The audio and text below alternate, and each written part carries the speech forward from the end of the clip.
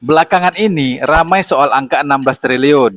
Pemerintah bilang ini bukan sumbangan, tapi komitmen investasi untuk konservasi hutan tropis global. Oke, kita catat itu. Tapi kita juga lagi ngomongin angka yang besar. Angka yang kalau dialihkan ke urusan dalam negeri, mungkin dampaknya bisa langsung dirasakan oleh masyarakat. Misalnya, buat penanganan banjir, perbaikan lingkungan, atau pencegahan longsor yang tiap tahun jadi langganan. Soalnya di dalam negeri, hutan kita juga nggak baik-baik aja. Pembalakan liar, kebakaran, banjir, longsor, dan itu bukan cerita baru. Makanya wajar kalau publik bertanya, kenapa komitmen global terasa cepat, sementara penanganan penderitaan di rumah sendiri lambat.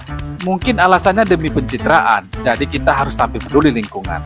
Tapi rasanya janggal kalau dunia diselamatkan, sementara warga sendiri masih sibuk menyelamatkan barang di rumah yang banjiran. Ini bukan soal anti kerjasama internasional ya, ini juga bukan soal anti lingkungan, tapi ini soal urutan prioritas. Rumah sendiri bocor, tapi yang diperbaiki justru rumah orang lain.